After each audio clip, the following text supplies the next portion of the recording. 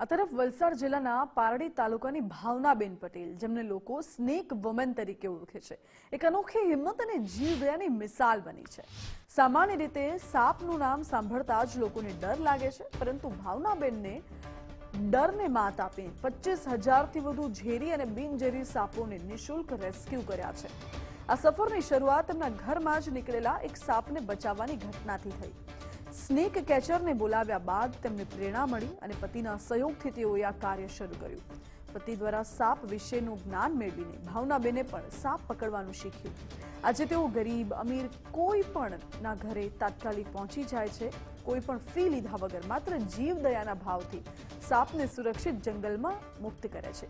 ભાવનાબેને social media દ્વારા જાગૃતિ પણ ફેલાવી. તેમના વિડીયોઝ જોઈને લોકોમાં અંધશ્રદ્ધા ઘટી અને સાપને મારવાને બદલે રેસ્ક્યુ કરાવવાની વૃત્તિ વધી છે. તેઓ ઘર, પરિવાર અને આ સેવા બંને સંભાળે છે. પરિવારના સભ્યો તેમને પૂરો સાથ આપે છે.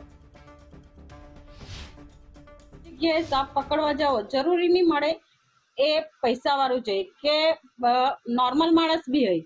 તો અમે એમ વિચાર્યું કે જો સ્નેક પકડીને એ લોકો મારી નાખે.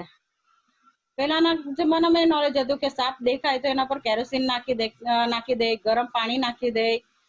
એની જગ્યાએ અમે ફેસબુક પર, ઇન્સ્ટાગ્રામ પર અને યુટ્યુબ પર ચેનલ બનાવી અને વિડીયો અને એ મૂકવાનું ચાલુ કર્યું કે જ્યાં પણ સાપ દેખાય તો એને મારશો નહીં, ખાલી એને દૂરથી જુઓ અને અમારો કોન્ટેક કરો.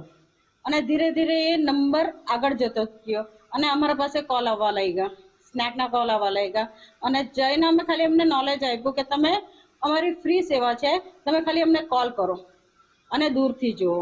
આ બંને વસ્તુમાં અમારા ફેમિલીનો પૂરો સપોર્ટ છે કે કોઈ ટાઈમે એવા ટાઈમે સ્નેકનો કોલ આવી જાય, તે ટાઈમે તમે રસોઈ બનાવતા હોય તો મને પૂરો સપોર્ટ છે કે મમ્મી, મારા છોકરાઓનો, મારા હસબન્ડનો, મમ્મી કે બને તું જા, રસોઈ અમે જોઈ લેશું, ઘરનું કામ અમે જોઈ લેશું, પણ પહેલા તારે એક જીવ બચાવવાનો છે.